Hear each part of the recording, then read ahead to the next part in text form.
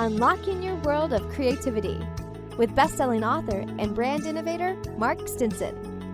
Mark introduces you to some of the world's leading creative talent, from publishing, film, music, restaurants, medical research, and more. You'll discover how to tap into your most original thinking, how to organize your ideas, and most of all, how to make the connections and create the opportunities to launch your creative work. Unlocking Your World of Creativity. Hello again, friends, and welcome back to our podcast, Unlocking Your World of Creativity. And when we say world of creativity, we not only mean literally globally. We've traveled around to Johannesburg, South Africa, Vietnam, Argentina. We've recently been to Lagos, Nigeria, and Australia.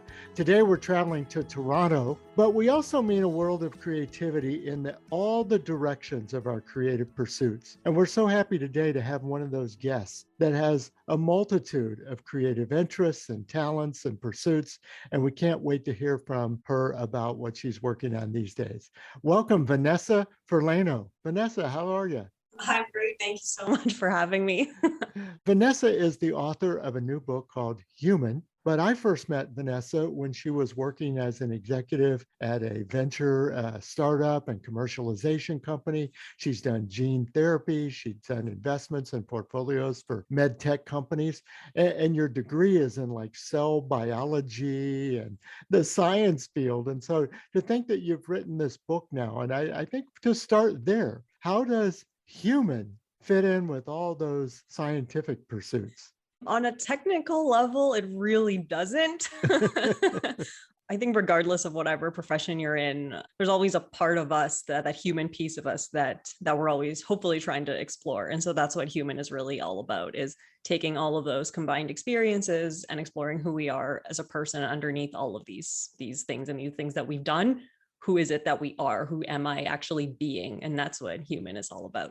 And did you find that in exploring yourself and just this idea of looking inside, that this shell of what people think, science, the STEM personality, that, maybe we think all the human qualities that are really inside of us, despite maybe what the exterior or the degrees might look like? Yeah, sometimes they don't always match. And sometimes I find that from my experience has been that, especially being a woman in business, a woman in biotech, sometimes I always felt that there was someone that I was supposed to be. And sometimes that kind of stopped me from actually being who I wanted to be for myself. And so that's what I really discovered in Human and writing the book, that, oh, there's a lot of me here that I want people to see, not just this businesswoman. There's a lot of me here that I can show to the world and that I want people to see in themselves as well. And so that has been my experience writing the book. I love one of your titles is Truth Teller. Did you find yourself saying, well, I'm going to be putting it in print, but I need to tell this truth, something that you felt about yourself that you had to get out? Yeah, absolutely. I think at the end of the day, that's what, to me, being human is. It is about telling your truth, whatever that truth is. And it's about unwrapping that and unraveling that, because a lot of times who we are is wrapped up in all the things that we're supposed to be, all the things that we're told to be, all the things that we have to do. That exactly, like truth teller, that was so important to me, because it's not even necessarily just my truth, is I want people to be inspired to go and find their truth as well. That's really important. I think a lot of people say, I want to write a memoir or the description of my own life, and there'd be truth telling in that. But how inspiring would it be if that led somebody else to tell theirs? Yeah, absolutely. Absolutely. And I think that, we all have a story. We all do. Every single one of us. I mean, we are all artists. And I know what we're really talking about here on this podcast is creativity. And we all have that. It's just, is it accessible? And I think that's where this idea of writing a memoir, just writing and journaling in general, my whole journey in writing started with journaling. And that whole piece, that unraveling that who we are, that's exactly why it's so important, is just explore your truth, explore who you are and who you want to be. And how did that practice of journaling, help you, I guess, unravel, explore, question a lot of the words that you were just using? How did it help you discover things about yourself that you really didn't know that were there? I think for me, I mean, journaling is really, it's a way to observe yourself, is really what it is. And if you look at meditation, that's what meditation is trying to, quote unquote, teach you to do, is to observe your thoughts. And journaling is the tangible way for me anyways to do that. With journaling, you're writing whatever you think, whatever your thoughts are, how you feel about things. And hopefully you're looking back on that over time. And I found for me, I would journal. And then I would have these periods where I would be writing and suddenly I'd be like, Vanessa, are you still writing about this? Does that experience still really bother you? Or is it just kind of stuck in you now? You know what I mean? And I think it's that piece, right? You're literally through these pages, you are literally watching yourself and your thoughts progress, and who you are kind of changes right in front of you. And that is what my experience was journaling. And that's why I think that's where human came from, was just from these revelations of who I am and just shedding these parts of me that maybe aren't really me, or just that I've outgrown even as well, right? You know, you hear people talk about, are you still telling that old story? But it's interesting how you describe them. It's like, do we just like to repeat them? You know, and are we getting stuck in a rut because we keep repeating the same stories? Or are we truly reflecting to either learn or say, hey, we're in a whole new place now than when that happened? Yeah, I think, and I think it's a little bit of both. I mean, sometimes you have to be stuck in that rut for a little bit. That's part of the process. And then hopefully over time, your mindset, you just kind of change, right? And you start seeing that differently, and you start seeing yourself a little differently. But all of that is a practice, right? It's not something just happens like this. You know, I know people, I always tell people, try gratitude writing. And I knew somebody who had tried it, but they did it one time and then they're like, oh, this didn't help, and stopped. And I was like, you know, great for trying, but it's not this one and done thing. And I think our culture these days is that, right? We expect things just, I should be able to snap my fingers and that's it, right? But that's not the reality, right? It does take time. And so you have to continue to do it. And it's a practice for a reason, right? Mm-hmm. That it's something that you build over time, and very slowly it starts to, you know, you almost start to live it, right? It's like you're writing it, but then very slowly over time, these changes that you see in yourself, it starts filling you. So you become a little bit different as well. Mm-hmm. And so you grew from this journaling process to saying, I think I want to make a book out of this. How was that transition? Or was it kind of abrupt, like you'd had to decide, or did it just merge into it? Definitely a little bit more of a natural transition, more of the merging. I was doing a lot of journaling, and I think as I was watching myself grow, one of the things that was happening to me as I was watching myself grow was that I could see other things and other people around me very differently. So I would be, you know, I can reflect on myself, but now because I've created this space for me to be compassionate towards myself and to view myself differently, now I can look around me and connect with others differently, and I can see their lives and their stories a little bit differently. And so it was when I was going through all of that, I started to realize, oh, that person is also feeling pain, and that person is also feeling happiness. Like, I feel those things, maybe in a different context, but we all feel the same things. Feelings are feelings. And how can we connect with that? And so it was that realization of, oh, we all feel the same things, but in different contexts. That was the part that made me go, I would like this to be in a book, because I don't think we're aware of that. I think we know that as intellectually, but we're not really aware of it on an emotional level. And so that was what made me say, I should write this book to try and connect that way to people. Well, maybe to give us a flavor of that, I could ask you to read us a short excerpt of the book. Give us a sense of how that's expressed. I would be happy to do that. Let me see here. The book actually starts off with almost like a little poem, and then I'll just go right into chapter 1 from there. In ignorance we live, bathing in its sunlight, basking in its glow, strutting through the lives of others, the ones we dare not know. Through the lens of an injured, I walk alone. It is hurt and pain I carry, but not all of it is my own. As I wander through the pages, I can't help but denote what beings we are, what beings we have become. To the depths of a world around us, to the abyss of our world inside us, to such blindness we succumb. Chapter 1, Passerby. It is in the darkness where I can be free. It is in the darkness where, despite the inability to see, I can hear my black windbreaker crackle in the early morning wind, flapping against my sides like the feathers on a broken pair of wings, hoping to catch some air and fly. It is in the darkness of the pre-dawn skies where there is silence, except for the sound of my running shoes padding against the cobblestone sidewalk. Trees line the edge, serving to keep stragglers like me away. I break into a light jog underneath their dangling leaves, passing the sleeping cars nestled against the curb as I make my way to where the trail awaits, unperturbed. It is in the darkness I can hear the trail calling for me and only me, just as all darkness is truly only ever experienced alone. The trail itself is welcoming, inviting, meant to be shared with others. Those who walk, those who run, those with children and dogs, those on wheels, be it bikes, rollerblades, or scooters. But in the pre-dawn skies, there's comfort in knowing it's my own. And so, it is in the darkness I blindly trust to take me toward the light of the sunrise. Very nice. Thank you. The visual imagery of the darkness and then that pre-dawn, you're really talking about shining a light in, that you're hiding in the darkness and now you're going to shine a light on it. Absolutely. Absolutely. This whole book is really about going from darkness to light, and how in that light, when we can find that light within ourselves, we can share that with everybody else and connect with people around us in that way. It's also, for me personally, that time of the day is a very, very important part of the day for me. It's the time that I feel the most spiritually connected. And so that's kind of why that part of the day is so descriptive, because to me personally, it's a very important part of the day for me, and my favorite part of the day when I first wake up.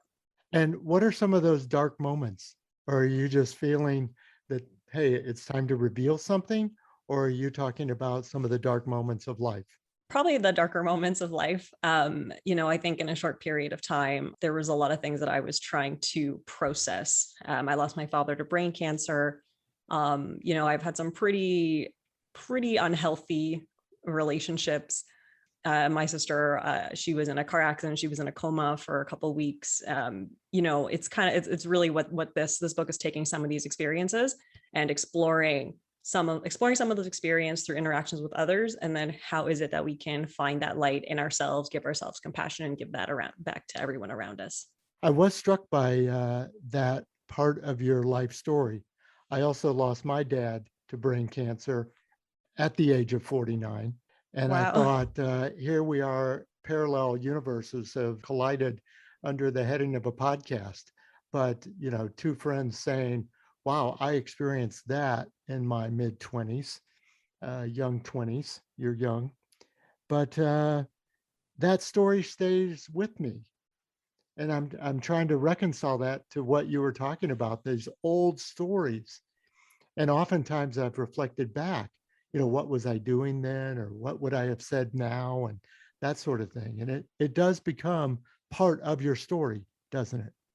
Yeah, absolutely. Absolutely. And I think too, especially, being so young, being in your young 20s where you're still trying to figure out the world, still trying to figure out you are or who you are, those experiences, sometimes we can just tuck them away and not really give them the attention that they need.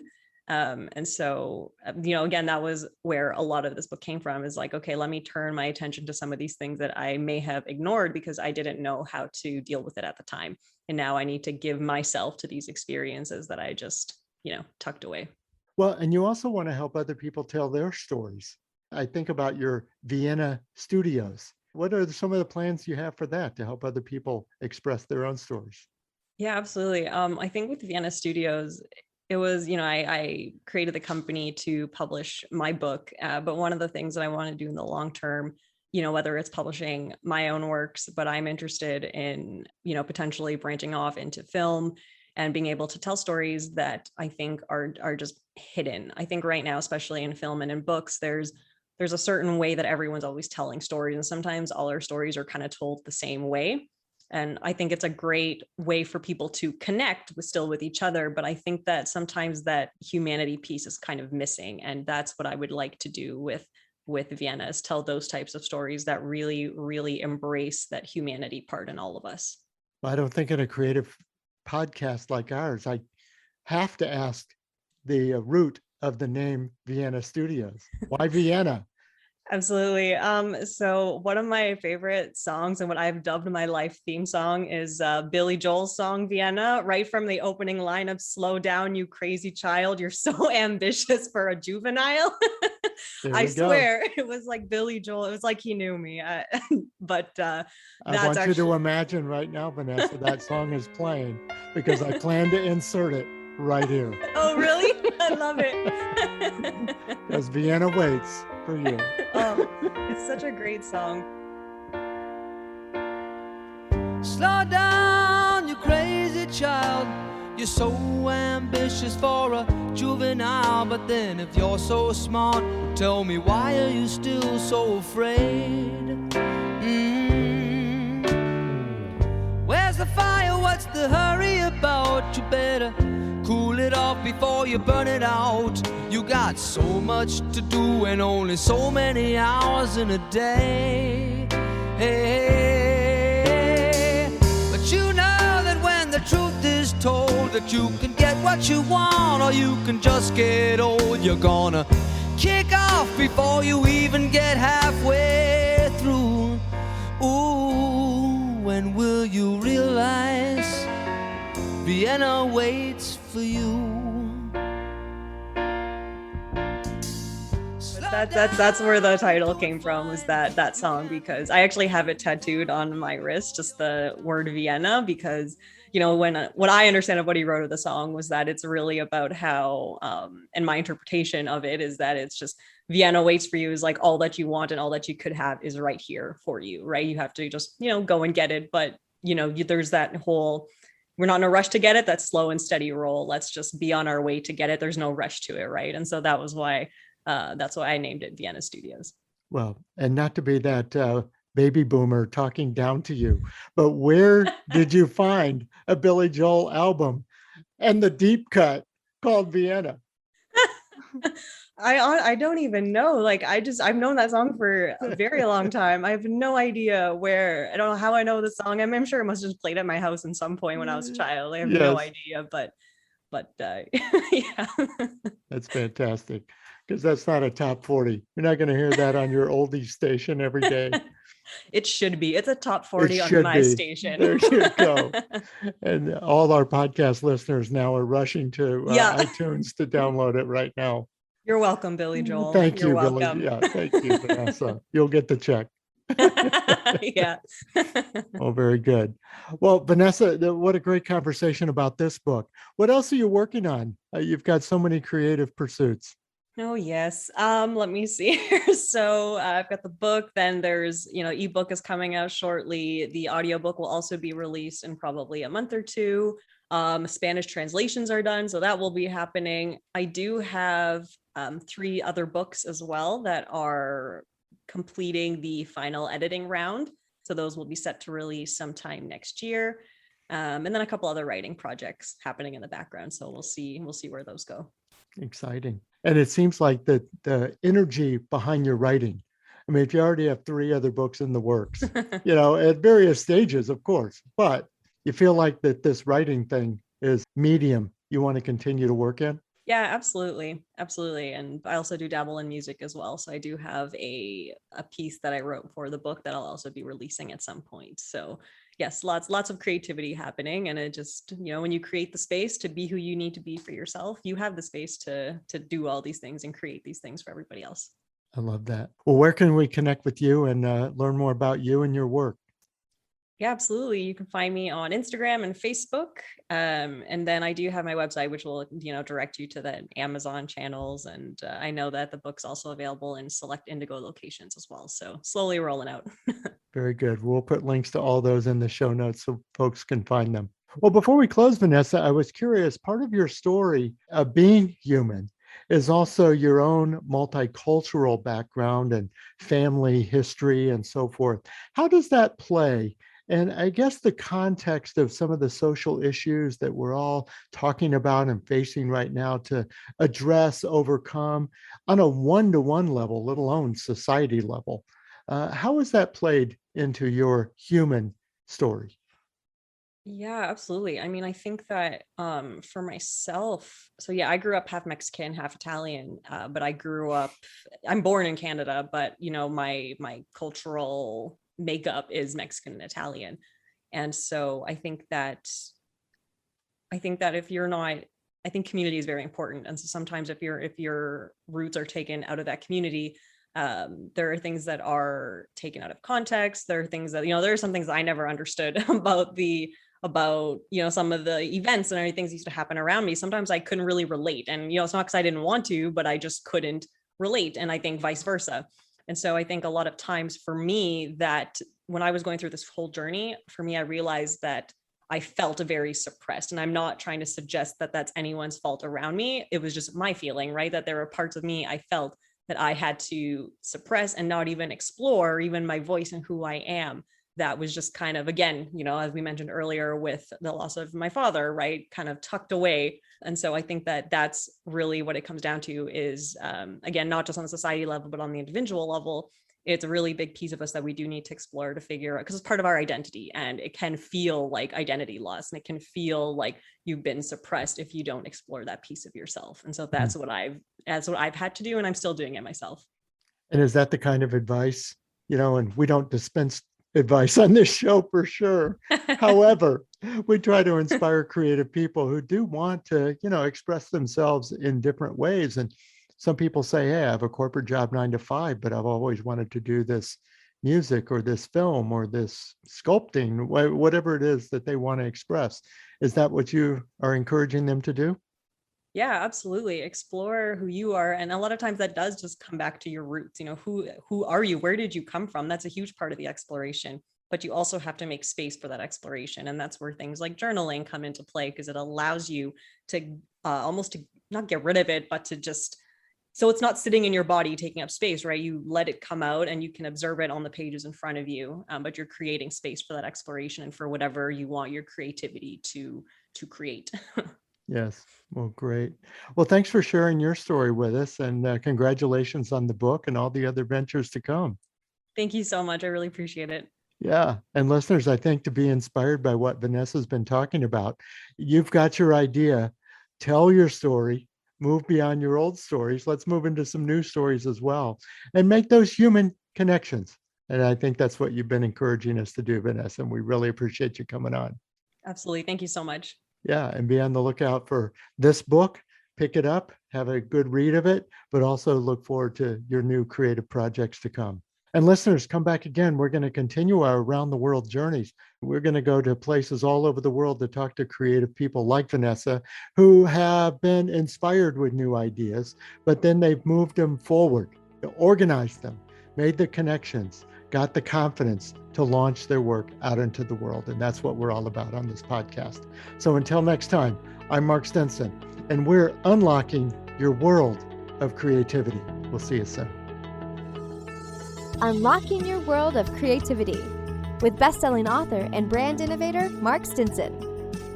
This program was produced by BSB Media, creators of IntelliKey Leadership Stories, Unlocking Your World of Creativity, and thepeaceroom.love.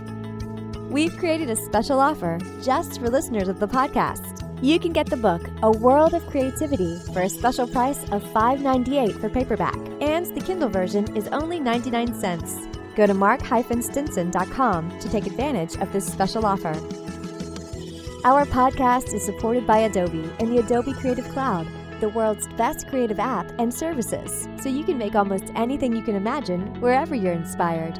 We use Adobe to help make this podcast, using Audition, Premiere Rush, InDesign, and more. So join the creative community with the Adobe Creative Cloud, and let's make something better, unlocking your world of creativity.